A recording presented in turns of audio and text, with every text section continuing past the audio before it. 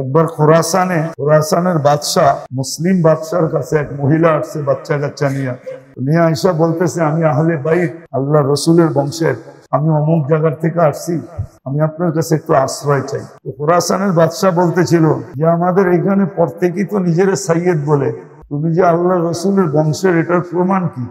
মহিলা তেমন কোনো কাগজপত্র দেখাইতে পারে না, কিন্তু সত্য ছিল সে আহলে বাইত। মহিলা এখান থেকে চলে গেছে। মানুষ বলছে যে ওইখানে একজন অগ্নি পূজক আছে, সে বড় দাতা মানুষ, বিপদে মানুষের খুব কাজ আসে, তুমি এর কাছে গেলে হয়তো আশ্রয় পাইতে পারো। যখন গেছে সে তাকে আশ্রয় দিছে। তো বাদশা রাত্রে স্বপ্নে দেখতেছে জান্নাতের এক বিরাট বড় সুসজ্জিত রাজপ্রাসাদ, আল্লাহর রসুল ওইখানে দাঁড়ানো আছে। তো জিজ্ঞেস করছি, ইয়া রাসূলুল্লাহ, রাজপ্রাসাদ কার? বলছে এক মুসলমান। বলছে আমিও তো মুসলমান, আমাকে দিয়া দেন। তুমি যে মুসলমান, প্রমাণ কি? প্রমাণ দাও। তো সেটা কোনো প্রমাণ দিতে পারে না। তো আল্লাহ রাসূল সাল্লাল্লাহু আলাইহি ওয়াসাল্লাম বলছিল, আমার মেয়ে আসছিল তোমার কাছে, তুমিও প্রমাণ চাইছিলা। এই কথা পরে স্বপ্ন ভেঙে গেছে, ঘুম ভেঙে গেছে। এখন বাদশাহ পাগলের মতো সবাই জিজ্ঞেস করতেছে যে ওই মহিলা বাচ্চা কাচ্চা নিয়ে কোথায় গেছে। খোঁজ নিতে নিতে জানছে যে ওই অগ্নি পূজকের কাছে আছে। যে অগ্নি পূজককে বলতেছে, ভাই এই ফ্যামিলি আমাকে দিয়া দে, আর তুই যত টাকা চাবি আমি তোর তত টাকা দিয়ে দিই। বলছে কি দেখা তুমি গভীর রাত্রে আসলা, কি দেখা? তো অগ্নি পূজক বলতেছে, যেই স্বপ্ন তুমি দেখছো ওই স্বপ্ন আমিও দেখছি,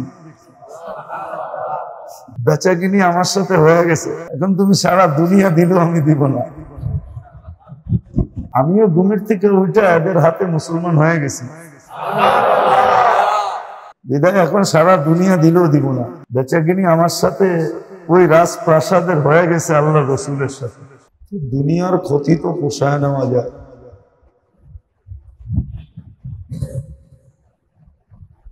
কিন্তু দুই জিনিসের মূল্যায়ন যদি না হলো, তাহলে মানুষ তার আখেরাতের ক্ষতিকে কোনোদিন পোষায় নিতে পারবে না।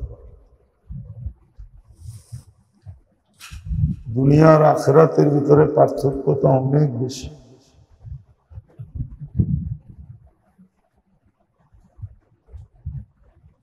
এই জন্য আছে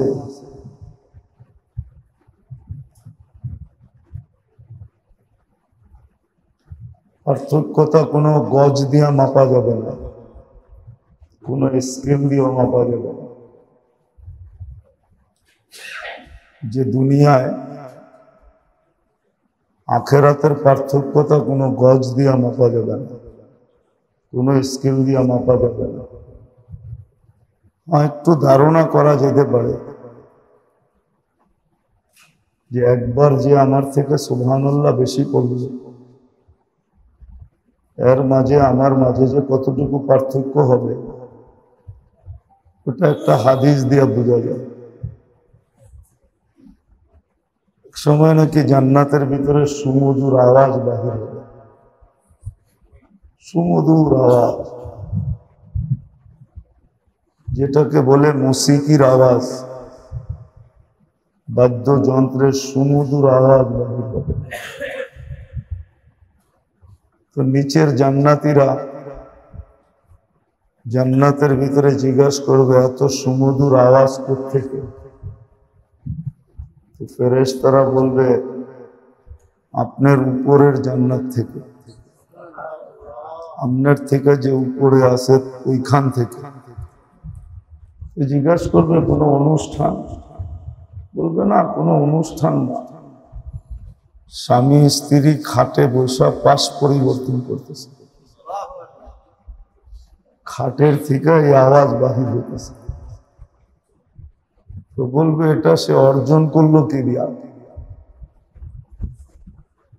ফেরেশতারা বলবে, সাতাবিকা সুবহানাল্লাহ মাররাতান ওয়াহিদা, হিসাব কিতাবে তোমার থেকে সুবহানাল্লাহর মাত্রা তার একটা বেশি ছিল। দুনিয়া তো দেখা যায় অনেক সময় মানুষ এক ভোটে জিতে, একটা ভোটে জিতে গেছে, একজন একটা কম পাইছে সে হাইরা গেছে, একজন এক ভোট বেশি পাইছে সে জিতে গেছে। ঠিক জান্নাতও এরকমই হবে। তো দুনিয়ার ক্ষতি নিয়ে আলোচনা, দুনিয়ার ক্ষতি তো সাময়িক, আর এটাকে পোষায়ও নেওয়া যায়। করোনা লগ্নে যেরকম ছিল ব্যবসা বাণিজ্য, এটা করোনার পরে অনেকটা কাটায় উঠছে, ঠিক না? অনেকটা কাইটা আবার ব্যবসা সচ্ছল হইতে শুরু করছে, ঠিক না? কিন্তু আখেরাতেরটা এরকম না। এই জন্য দুই জিনিসের যে মূল্যায়ন না করবে, তার যে ক্ষতিটা আখেরাতের লাইনে হবে, এটা কোনোদিন সে পোষায় উঠতে পারবে।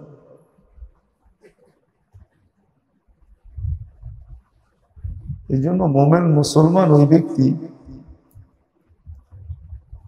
যে দুনিয়ার লাভ লস খুব কম দেখে। কেননা দুনিয়ার নিয়ম এটাই, নদী সমুদ্রের ধারা দুইটা, একটা জোয়ার একটা ভাটা। দুনিয়ার ধারাও দুটি, একটা লাভ হবে কখনো লস হবে।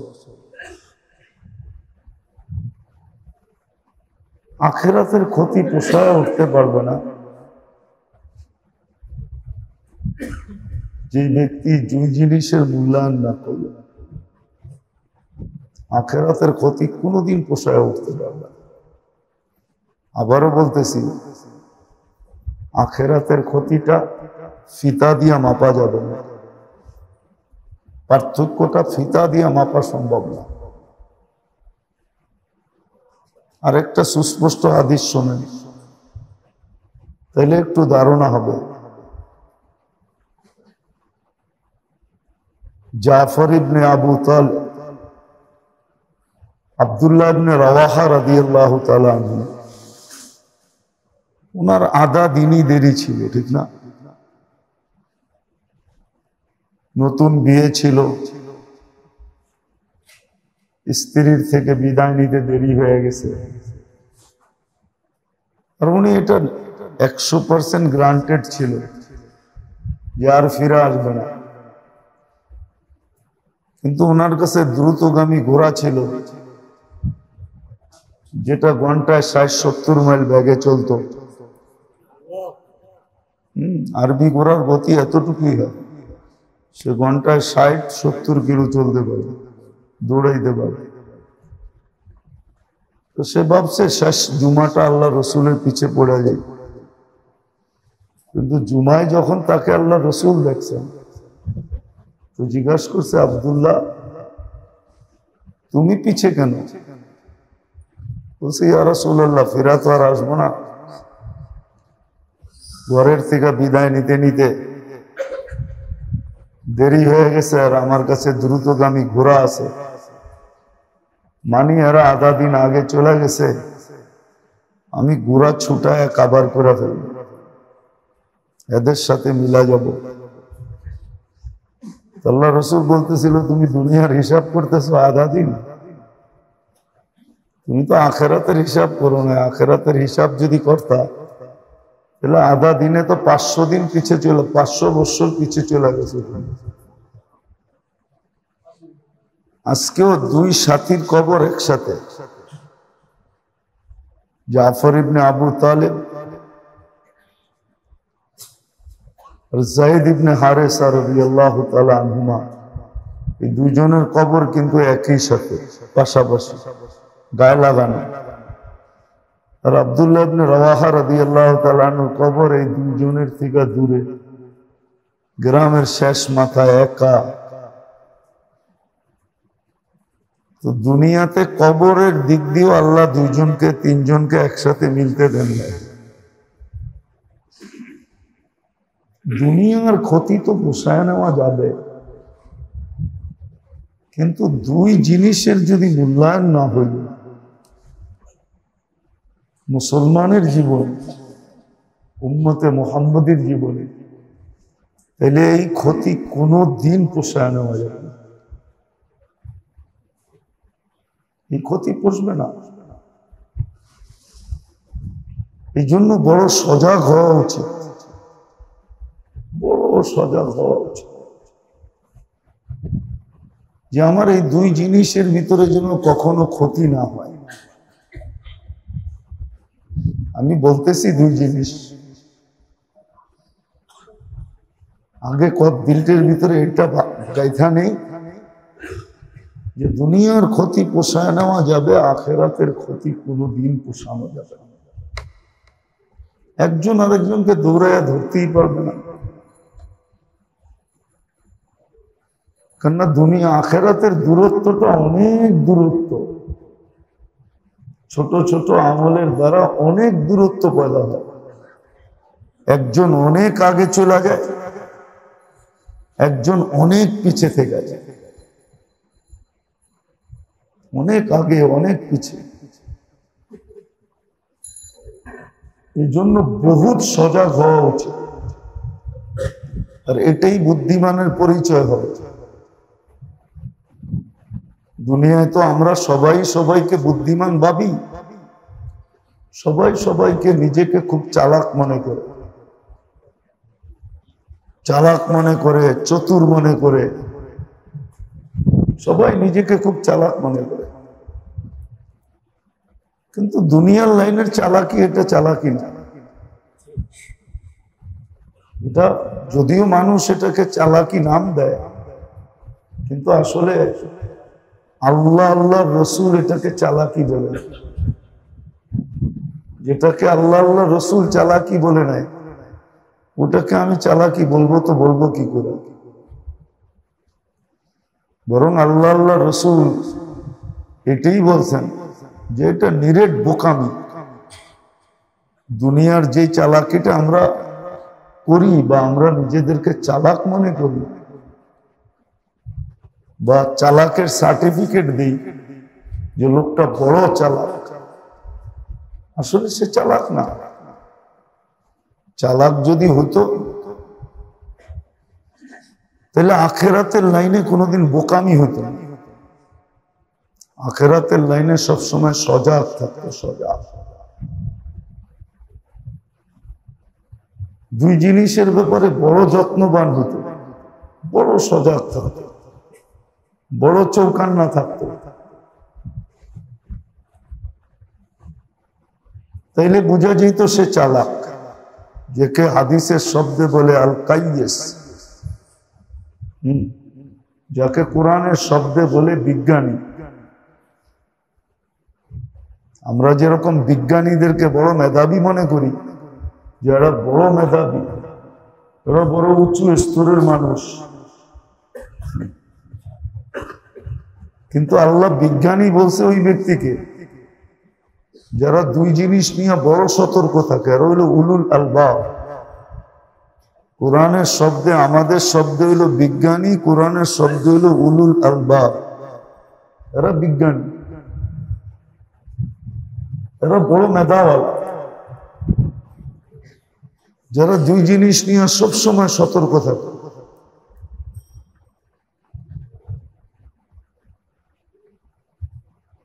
লাখো কোটি টাকাকে লস করতে রাজি, কিন্তু এই দুই জিনিসের সাথে আপোষ করতে রাজি না।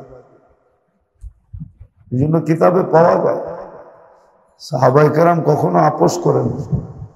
ক্ষুদ্র জিনিস, আপনি একটা কথা মনে করেন, দস্তরখানের খানা উঠায়া খাওয়া, পড়ে গেছে এটা উঠায়া খাওয়া, এটা আখেরাতের সাথে সংযুক্ত।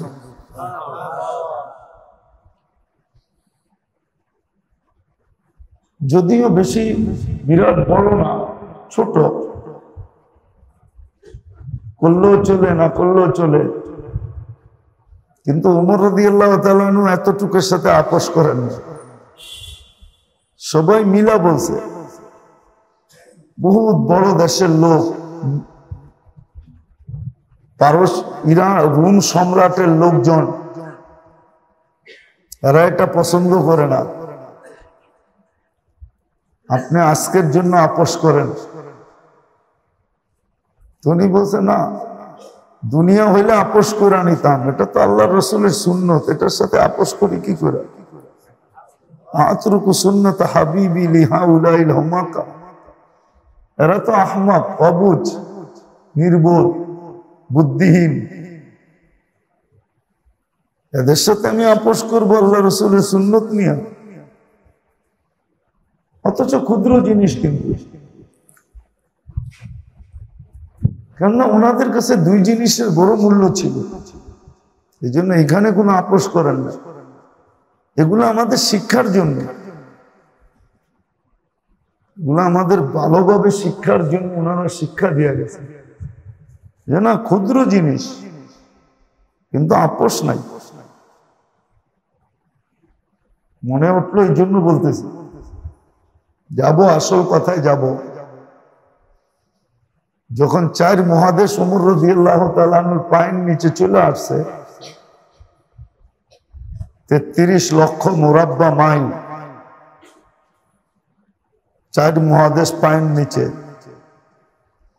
তো আশারায়ে মুবাশশারার ভিতর থেকে 5 জন বসছেন। আলী রাদিয়াল্লাহু তাআলা আনহু ছিলেন। যে 4 মহাদেশ তো ওমর রাদিয়াল্লাহু তাআলা আনহুর পায়ের নিচে, দুনিয়ার বিভিন্ন প্রতিনিধিরা আসে, কিন্তু উনি ওই সিরাফারা কাপড় পরেই বসেন। এত বড় বড় প্রতিনিধিরা আসে বিভিন্ন জায়গার থেকে, 4টা মহাদেশ পায়ের নিচে, তো এশিয়া, আফ্রিকা, রাশিয়া, ইউরোপ। তখন মহাদেশ 4টেই ছিল, বাকিগুলো আবিষ্কার হয় না। তো বলছে উনি যদি একটু কাপড়টা চেঞ্জ করে, সবসময় যেটা পড়ে ওইটা পড়ে, কিন্তু যখন উফুদ আসবে, প্রতিনিধিরা আসবে, তখন যেন একটা ভালো কাপড় পরে বসে। বিছনা ওই আগেরটাই উনি ব্যবহার করে। যদি বিছনাটা একটু সুন্দর হয়, নামি দামি লোক আসে, তাহলে একটু ভালো হয়। উনি এমন রুটি খায়, উনি ছাড়া কেউ খাইতে পারে না, এটা চাবায়া সব গলায় লাগে। না, আগে যেটা খাইতেন মোটা রুটি, ওটাই উনি খান। তো ওনার রুটিটা একটু পাতলা হইলে প্রতিনিধিরা যখন আসে, তো ওনার দস্তরখানে বসে খাইতে পারে। তো এই কথাবার্তা চলতেছিল, কিন্তু আলী রাদিয়াল্লাহু তাআলা মুস্কি মুস্কি হাসতেছিলেন যে তোমরা সিদ্ধান্ত তো করতেছো, কিন্তু মানাইতে পারবে তো, আর উনি মানবে তো? তো 4 জন বলতেছে আমরা মানাবো। আলী রাদিয়াল্লাহু তাআলা বলতেছে তোমরা ওনাকে মানাইতে পারবে না। তো বলছে আমরা এমন লোক ধরবো মানবে। বলছে কাকে ধরবে? বলছে একজন হলো ওনার মেয়ে, যে হুজুর সাল্লাল্লাহু আলাইহি ওয়াসাল্লামের স্ত্রী ছিলেন, হাফসা রাদিয়াল্লাহু তাআলা আনহা। আরেকজন সবচেয়ে বেশি প্রিয় যে ছিলেন, আয়েশা রাদিয়াল্লাহু তাআলা আনহা। এই 2 জনকে ওনার কাছে পাঠাবো, 2 জনকে ওনার কাছে। তো বলছে দেখতে পারো, তোমরা পরীক্ষা করে দেখতে পারো। উনি বলতেছে জাররিব, পরীক্ষা করে দেখো। তো 2 জনকে বইলা পাঠাইছে, 2 জন আসছে। তো বলছে কথা কে বলবে? বলছে আম্মা জান আয়েশা রাদিয়াল্লাহু তাআলা আনহা। আম্মা জান আয়েশা বলছে আমিরুল মুমিনিন, একটা কথা বলার জন্য আসছি, যদি অভয় দেন তো বলতে পারি। তো বলছে বলেন।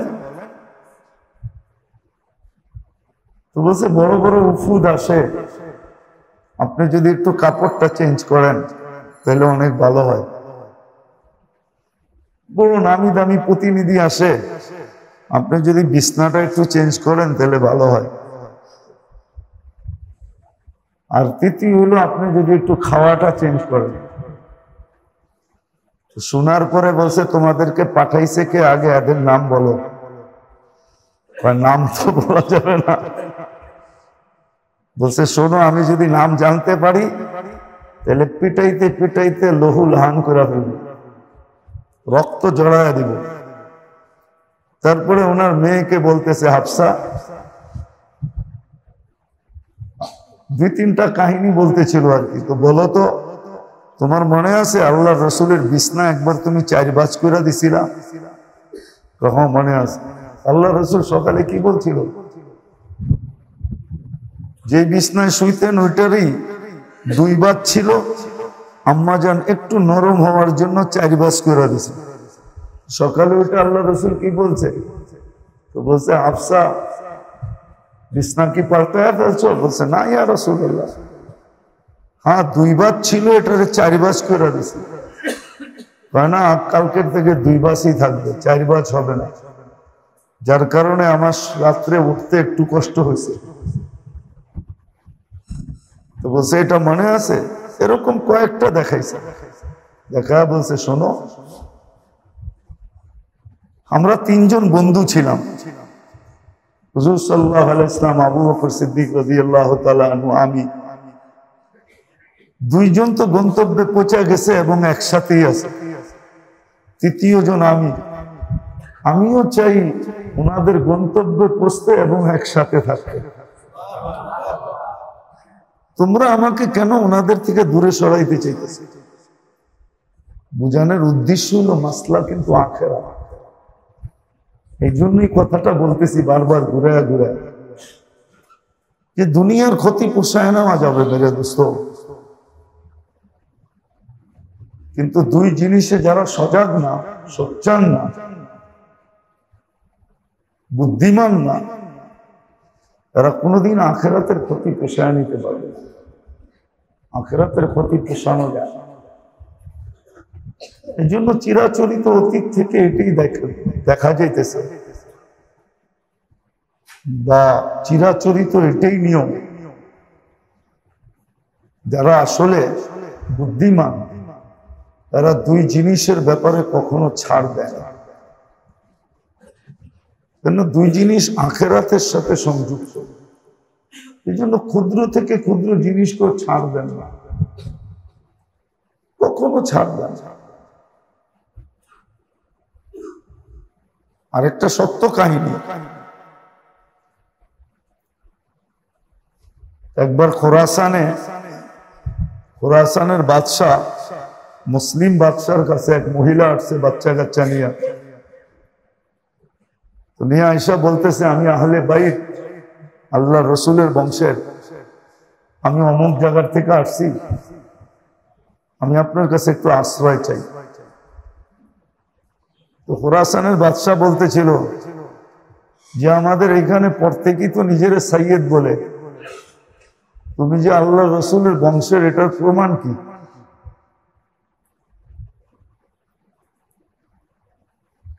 মহিলা তেমন কোনো কাগজপত্র দেখাইতে পারে না, কিন্তু সত্য ছিল সে আহলে বাইত। মহিলা এখান থেকে চলে গেছে। মানুষ বলছে যে ওইখানে একজন অগ্নি পূজক আছে, সে বড় দাতা মানুষ, বিপদে মানুষের খুব কাজ আসে, খুব কাজে আসে, তুমি আর কাছে গেলে হয়তো আশ্রয় পাইতে পারো। তো যখন গেছে, সে তাকে আশ্রয় দিছে। তো বাদশাহ রাত্রে স্বপ্নে দেখতেছে জান্নাতের এক বিরাট বড় সুসজ্জিত রাজপ্রাসাদ, আল্লাহর রসুল এখানে দাঁড়ানো আছে। তো জিজ্ঞেস করছি, ইয়া রাসূলুল্লাহ, রাজপ্রাসাদ কে, কার? বলছে, এক মুসলমান। বলছে, আমিও তো মুসলমান, আমাকে দিয়া দাও, দিয়া দেন। তুমি যে মুসলমান, প্রমাণ কি? প্রমাণ দাও, প্রমাণ দাও। তো সে তো কোনো প্রমাণ দিতে পারে না। তো আল্লাহ রাসূল সাল্লাল্লাহু আলাইহি ওয়াসাল্লাম বলছিল, আমার মেয়ে আসছিল তোমার কাছে, তুমিও প্রমাণ চাইছিলা। এই কথা পরে স্বপ্ন ভেঙে গেছে, ঘুম ভেঙে গেছে। এখন বাদশাহ পাগলের মতো সবাই জিজ্ঞাসা করতেছে যে, ওই মহিলা বাচ্চা কাচ্চা নিয়ে কোথায় গেছে? খোঁজ নিতে নিতে জানছে যে ওই অগ্নি পূজকের কাছে আছে। তো যে অগ্নি পূজককে বলতেছে, ভাই এই ফ্যামিলি আমাকে দিয়া দে, আর তুই যত টাকা চাবি আমি তোর তত টাকা দিয়ে দেব। বলছে, কি দেখা তুমি গভীর রাত্রে আসলা? কি দেখা? তো অগ্নি পূজক বলতেছে, যেই স্বপ্ন তুমি দেখছো ওই স্বপ্ন আমিও দেখছি। বেচাকিনি আমার সাথে হয়ে গেছে, এখন তুমি সারা দুনিয়া দিলেও আমি দিব না। যে স্বপ্ন তুমি দেখছো এই স্বপ্ন আমিও দেখছি, আমিও ঘুমের থেকে উঠে এদের হাতে মুসলমান হয়ে গেছি, বিদায় এখন সারা দুনিয়া দিলেও দিব না। বেচাকিনি আমার সাথে ওই রাজপ্রাসাদের হয়ে গেছে আল্লাহ রসুলের সাথে। আসলে বুদ্ধিমান ওই ব্যক্তিরাই যারা দুই জিনিসকে মূল্যায়ন করে, কেননা দুইটা আখেরাতের সাথে সংযুক্ত। আর আখেরাতের পার্থক্যটা দুনিয়ার মতো একতলা দোতলার পার্থক্য না, বা নিচতলা 10 তলার পার্থক্য না, যে আমি নিচতলায় ফ্ল্যাটে থাকি উনি 10 তলায় থাকে, এতটুক পার্থক্য না। এতটুক পার্থক্য না যে আমি ইসলামপুরে থাকি উনি গুলশানে থাকে, এতটুক পার্থক্য না। আখেরাতের পার্থক্যটা অনেক বড়। এই জন্য বুদ্ধিমান কিন্তু ওরাই যারা দুই জিনিসে কখনো ছাড় দেয় না, কখনো রব্বে কাবার কসম, কখনো। একটা হলো নিজের জীবনের যোগ্যতা, এটা সঠিক জায়গায় লাগানোর ব্যাপারে ছাড় দেয় না। জীবনের যোগ্যতাকে, আমাদের ভিতরে কিন্তু যোগ্যতা আছে, এটাকে সঠিক জায়গায় লাগানোর ব্যাপারে কোনো ছাড় দেয়, সব সময় সতর্ক থাকে যে আমার যোগ্যতাটা কোথায় লাগতেছে, ঠিক জায়গা মতোই লাগতেছে, যার দ্বারা আমার আখেরাত তৈরি হইতেছে, না আমার যোগ্যতাটা দুনিয়ায় লাগতেছে, যার দ্বারা আমার আখেরাত তৈরি হইতেছে না, হতে পারে বরবাদও হইতে পারে। এক নম্বর তো হলো যে আমাদের ভিতরে রাখা যোগ্যতা। মানুষের ভিতরে কিন্তু যোগ্যতা আছে, জওহার আছে, জওহার, এটাকে জওহার বলে, রত্ন। মানুষের ভিতরে কিন্তু রত্ন আছে, এটাকে জওহার বলে। এই রত্নটাকে সঠিক জায়গায় লাগানোর ব্যাপারে 24 ঘন্টা সজাগ থাকে, রত্নটা যেন কোথাও কোনো উল্টা জায়গায় না লাগে। আমাদের ভিতরে রত্ন আছে, ওই রত্নের কারণেই কিন্তু আজকে সঠিক জায়গায় না লাগার কারণে বস্তু দামি হয়েছে, কিন্তু যার রত্ন লাইগা দামি হইল সে বেদামি হয়েছে। আজকে মানুষ কিন্তু বেদামি, বস্তু দামি। মানুষ বস্তুর জন্য মরতেছে, মারতেছে। বস্তুই কিন্তু মানুষের পরিচয় হয়ে দাঁড়াইছে। মানুষ মানুষের পরিচয় না, এখন এখন তো বস্তু মানুষের পরিচয়। বুঝাইতে মনে হয় পারি নাই, বুঝে মনে হয় আসে নাই, বুঝেন নাই মনে হয়, ঠিক না? মনে হয় বুঝেন নাই, বুঝছেন না? সবাই বুঝেন।